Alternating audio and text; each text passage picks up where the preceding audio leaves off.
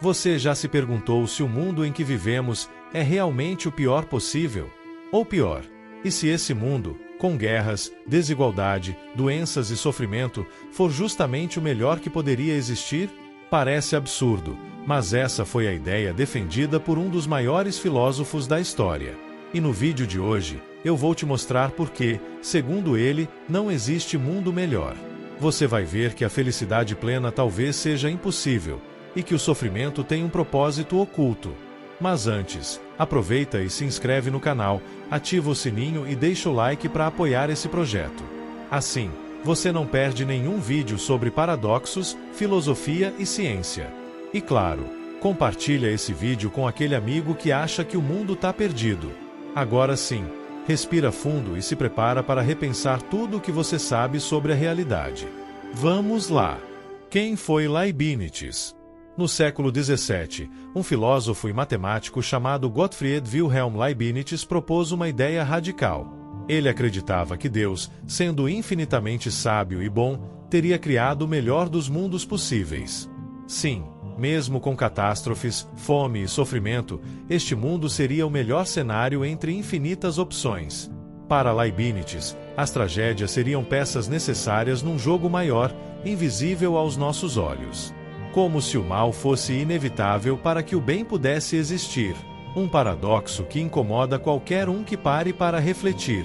Porque, afinal, quem em sã consciência consegue aceitar que o mundo que vemos é o melhor possível?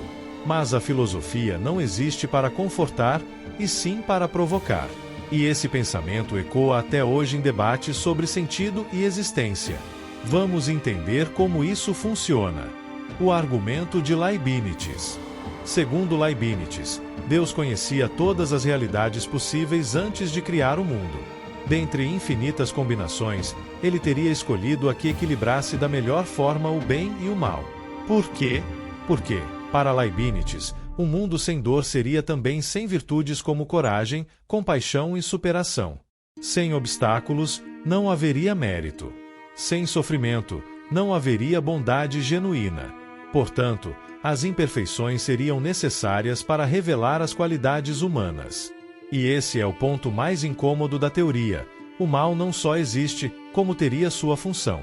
Um paradoxo desconcertante, mas filosoficamente consistente.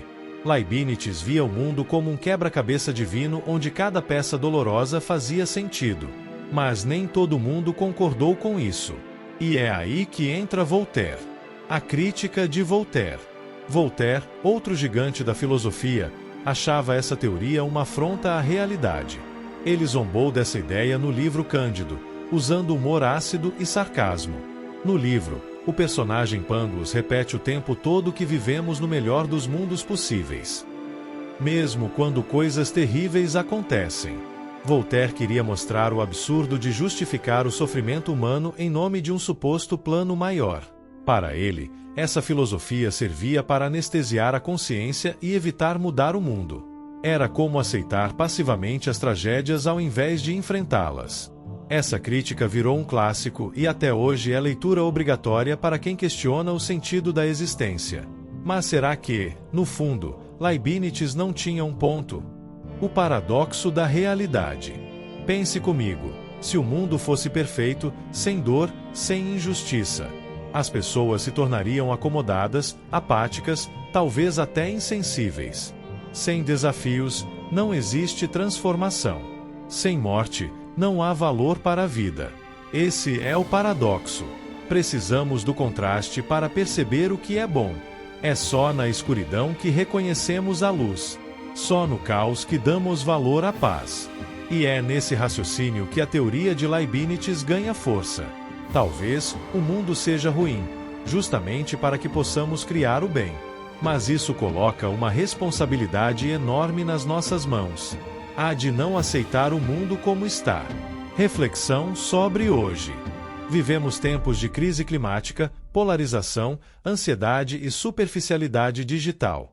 E a pergunta permanece: isso é o melhor que poderia existir? Se levarmos a teoria de Leibniz a sério, então essas dores seriam o preço das virtudes que surgem delas. A empatia, a solidariedade e a coragem surgem do sofrimento. Mas será que estamos aproveitando esse paradoxo ou só sobrevivendo? Quantas vezes você já ignorou situações injustas só porque é assim mesmo? Talvez a maior tragédia não seja o sofrimento em si, mas a apatia diante dele. E o paradoxo do mundo moderno é exatamente esse: a psicologia do sofrimento. A psicologia moderna mostra que desafios e traumas, se bem elaborados, moldam resiliência e caráter. Pessoas que enfrentam situações difíceis tendem a desenvolver mais empatia e sabedoria. O sofrimento nos obriga a olhar para dentro, repensar nossas prioridades e questionar crenças. Assim, o paradoxo se repete: o mal gera autoconhecimento e evolução.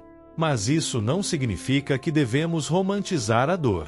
O ponto é entender que ela existe e pode ser transformada como um combustível para atitudes melhores. O mundo não é perfeito, e talvez nunca será, mas ele pode ser menos cruel se cada um fizer sua parte. E a filosofia está aqui para lembrar disso. A atualidade do paradoxo. Hoje, essa discussão se conecta com debates sobre inteligência artificial, realidade virtual e o destino da humanidade. Se criarmos mundos perfeitos dentro de simulações, as virtudes humanas desapareceriam? Será que, sem dor, ainda saberíamos o que é felicidade genuína? Essas questões fazem do paradoxo de Leibniz mais atual do que nunca. A busca pela perfeição digital pode destruir o sentido da vida real. Porque se não houver sofrimento, não há contraste. E sem contraste, não existe sentido. A utopia absoluta pode se tornar o maior dos pesadelos. E talvez Leibniz, lá no século XVII, já tivesse percebido isso. A gente só está começando a entender. Conclusão. Então, vivemos ou não no melhor dos mundos possíveis? A resposta, como todo bom paradoxo, talvez não exista. Mas se existe uma certeza, é que o mundo será aquilo que a gente permitir. Você pode olhar para as dores e se tornar frio, ou aprender com elas e agir. Talvez o melhor não seja o mundo em si, mas o potencial que temos de mudar as coisas. E se o propósito do sofrimento for justamente despertar isso em nós? Se for esse o teste final, quem está passando, você ou o mundo? Deixe sua opinião nos comentários. Quero muito saber. E claro, se inscreve, curte e compartilha esse vídeo agora. Assim, o paradoxo continua. Indicação de leitura. Se você curtiu esse tema e quer se aprofundar, eu recomendo o clássico Cândido ou O Otimismo de Voltaire. Além de divertido, o livro é uma crítica genial a essa filosofia de que tudo está como deveria estar. Você vai rir, se revoltar e refletir muito. Vale a leitura. E aproveita para seguir o canal, porque semana que vem tem outro paradoxo que vai mexer com sua cabeça. Obrigado por assistir até aqui. Até a próxima. Paradoxo diário, onde pensar é obrigatório e desconfiar, essencial.